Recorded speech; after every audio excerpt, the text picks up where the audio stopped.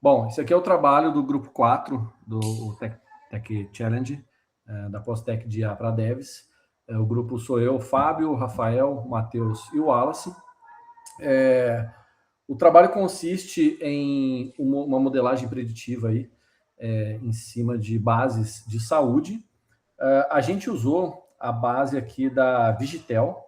A Vigitel é um órgão, uma parte do Ministério da Saúde que faz pesquisas telefônicas de diversas doenças. E a gente focou aqui em hipertensão. Então, o nosso modelo, ele utiliza a base da Vigitel, que é uma pesquisa telefônica com várias variáveis, para identificar pessoas com probabilidade de um score em cima de todas as variáveis que a gente imputa para saber se a probabilidade da pessoa ter hipertensão ou não. Então, essa aqui é a fonte de dados, que é uma base oficial do governo. Esse aqui é o dicionário que a gente pegou no site deles. Então, tem muitas variáveis, muitas. E essa aqui é a base com quase 1 milhão, acho que tem 800 e poucas mil linhas, quase 1 milhão de observações, anonimizada, de pesquisas telefônicas aí feito pelo órgão. O primeiro passo que a gente fez nesse projeto foi analisar a base, e a gente sentiu a necessidade de fazer uma limpeza na base devido a muitas inconsistências de campo nulo e tudo mais. Aí o Rafael, que fez a parte de limpeza de base. Rafael, se quiser complementar, fica à vontade. Beleza. Ao analisar a base, nós identificamos vários campos com sim ou não e vários nulos. Então, a primeira tratativa foi converter o sim ou não para binário, para poder facilitar, e remover as perguntas que estavam como nulas. Então, esse foi o primeiro tratamento que nós fizemos para normalizar a base, para ter uma base consistente, para poder, a partir daí, treinar os modelos. Posterior a isso, a gente começou a desenvolver o modelo, e aí, em conjunto aqui, a gente chegou nas variáveis aí mais representativas do nosso modelo, e aí a gente tratou a base em cima dessas variáveis.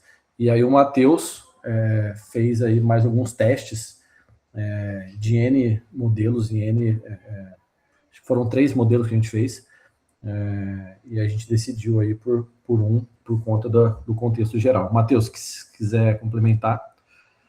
Claro. Por conta dos resultados do Random Forest, eu foquei esses testes, tá, no Random Forest, e um ponto que eu fiz foi criar novas variáveis por meio de dados já existentes de outras variáveis. Por exemplo, uma variável chamada risco, peso e idade, que ele multiplica o IMC pela idade, porque um IMC elevado com uma pessoa de 18 anos é diferente de um IMC elevado com uma pessoa de 70 anos, né? Assim como uma variável chamada score síndrome metabólica, que ela cruza e soma fatores de risco, né? Fatores crônicos, por exemplo, diabetes, colesterol e o excesso de peso, porque numa pesquisa, né, isso aqui fora código, a gente viu que geralmente essas 3 doenças estão sempre atreladas à hipertensão. E a gente, então, mandou rodar novamente, né? E a gente viu que o recall, ele subiu de 69% para 71%, o UF1 score aumentou de 59% para 60%. Assim como essa variável nova, ela teve também o primeiro lugar ali de importância pelo atributo Feature Importance, né? E mesmo que a gente não utilize ela, se a gente utilizar essas variáveis de forma apartada, a gente vai ter um resultado melhor. Outro teste que eu fiz foi subir o threshold de 50% para 60%. O resultado disso foi que a precisão ela subiu de 69% para 74%, porém o recall ele caiu, despencou para 20%. Né? Isso, no caso, o benefício reduziu de forma drástica os atendimentos médicos, né? Porque ele foi mais assertivo para levar o paciente ao médico, então foi cerca de 3.500 pacientes que foram levados ao médico de forma mais assertiva, Porém, né, o malefício ali é que cerca de 40 mil hipertensos eles foram mandados de volta para casa, sendo que eles eram hipertensos. E considerando o escopo que a gente trata de um hospital, esse não é o cenário que a gente quer lidar, né? Então, esse foi um teste que a gente não seguiu, né, colocando um threshold acima ali para 60%, mas foi uma excelente descoberta a gente verificar que a gente pode combinar variáveis e a gente pode subir ali o recall. Um ponto importante, vale lembrar que na primeira rodada, após a primeira, nós ficamos algumas variáveis que elas continham vazamento da variável target nossa. Então, foi quando a gente fez uma segunda rodada sem vazamento de dados, né? Nós eliminamos algumas variáveis que indicavam o tratamento de hipertensão. Isso aí. E o Wallace fez aí todo o modelo final. Wallace, se quiser comentar também do modelo final aí que você desenvolveu. Sim, claro. Bom, a gente fez toda a importação ali das funções, né? Enfim, do código ali, pandas, matplotlib, tudo que precisava ajudar ali a gente, né? Fizemos também um tratamento ali de vazamento de dados, que está ali no bloco 2, tá? Com a nossa meta target, que a gente tinha ali dentro da nossa base de treino. Separamos também a base de treino ali, primeiro com 20%, e depois com 30% para ver o resultado. Fizemos também o teste com 3 modelos, treinamos 3 modelos e comparamos os modelos, né? Fizemos uma classificação ali para ver qual modelo iria se sair melhor. Criamos também algumas classes ali para fazer a conversão ali de textos, né? Que o Rafael comentou ali no começo. A gente converteu os textos que estavam sim e não para normalizar ali para números, né? Para ficar melhor o treino. Deixa eu ver mais coisas. Treinos. Avaliamos o modelo, né? Fizemos as avaliações, que aí com essas avaliações o Matheus conseguiu ali também testar algumas combinações de parâmetros para ver se tinha alguma coisa que daria para melhorar ali no processo. E os 3 modelos que a gente testou foi o Randall Forest, regressão logística e árvore de decisão. Esse aí tá acho que no 4.3 ali, tá, Fábio?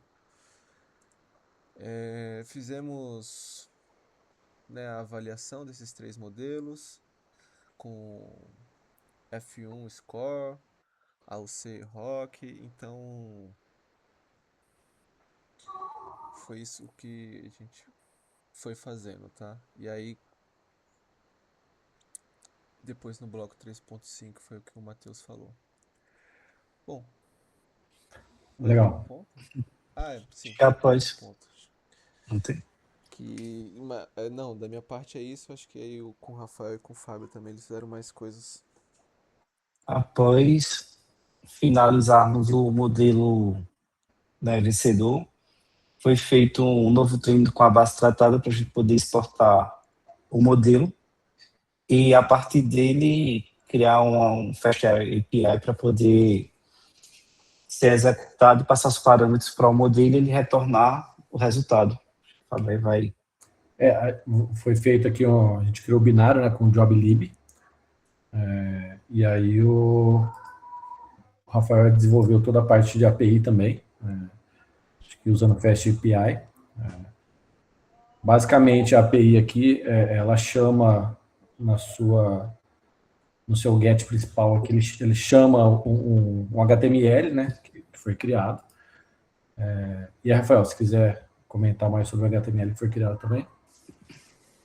No HTML, algumas perguntas foram comprimidas para poder facilitar o uso pelo usuário final, né? Então, lá ele pergunta peso e altura para poder calcular o MMC e algumas perguntas que já estão diretamente ligadas ao MMC, tá? Bom, e pelo o tipo do sexo, existiam duas perguntas lá que estavam relacionadas ao sexo feminino, então, no formulário, ao selecionar o sexo feminino, foi acrescentado duas novas questões, né, que são importantes para o sexo feminino, tá, para o modelo.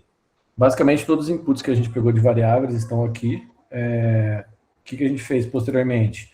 A gente criou aqui toda a estrutura lá no GitHub. Criamos aqui um requirements. Criamos aqui o Dockerfile. E aí usando o Python, né? Fazendo todo o install aqui do requirements. E chamando o Fast API, executando aqui chamando o HTTP, o HTML, como página principal. Para fazer o deploy disso, a gente especificou aqui no GitHub, né? Então, no GitHub aqui, basicamente fazer o clone do projeto, fazer o build aqui do container, e depois rodar aqui o container aqui na porta 8000. Aqui nesse ambiente, a gente deixou ele rodando aqui já. Então, ele está em execução. Se a gente chegar aqui e abrir na localhost 8000, basicamente ele vai abrir essa página aqui e vai pedir todo o questionário. Então, sexo, por exemplo, masculino, a idade aqui, vamos colocar 40 anos, a altura 1,80, o peso aqui, vamos colocar, sei lá, 85 quilos, possui diabetes não, usa medicamentos para diabetes não, pratica atividade física regularmente sim, já fumou anteriormente não, possui colesterol ou triglicerídeos alterados, vamos colocar sim. Como você avalia a sua saúde atualmente? Boa, regular ou ruim? Boa, regular, e vamos criar aqui a estimativa. Quando a gente clica aqui em criar a estimativa, ele vai lá, chama a API, passa todos os parâmetros, que faz passando os parâmetros para o modelo, que retorna o score, e aí o score a gente tem aqui na tela. Por exemplo, aqui eu tenho 60,95 de indicativo de ter uma alta probabilidade aqui de ter hipertensão. Okay? Tudo isso está dentro aqui do nosso Git, uma explicação bonitinha do que a gente fez, de todo o desenvolvimento, as variáveis, o catálogo, a fonte de dados, o modelo em si, o Fast API. Então, aqui a gente tem bastante coisa de documentação, incluindo aqui o deploy e tudo mais que a gente usou. Pessoal, alguém quer complementar alguma coisa? Acho que é isso. Então, basicamente usamos a base da Vigitel, a base oficial do governo. A gente poderia focar tanto em diabetes, que o foco principal da Vigitel é diabetes e hipertensão. A gente focou em hipertensão, fizemos o download da base, um estudo em cima dela, tratamos, usando o dicionário aqui, rodamos o modelo, pegamos as variáveis mais representativas em cima desse conjunto de dados, treinamos nosso modelo, exportamos aqui o nosso binário, fizemos a Fast API chamando basicamente esse parâmetro para esse binário, e o formulário aqui é o HTML que a gente sobe para ser acessado. Bom, esse foi o trabalho, foi um trabalho a 4 mãos aí, a gente se dividiu bastante, e os primeiros modelos a gente fez em conjunto, ao vivo, então isso foi bem legal. Depois a gente teve algumas variações e cada um contribuiu de alguma forma, mas foi um trabalho aí focado em ter um produto final que seja aceitavelmente utilizável. Lógico, a gente diminuiu muito as variáveis, porque tinha mais de 100, mais de 200 variáveis, e a gente não queria fazer um questionário muito grande também, para não gerar uma complexidade em cima do entregável, do formulário em si. Né?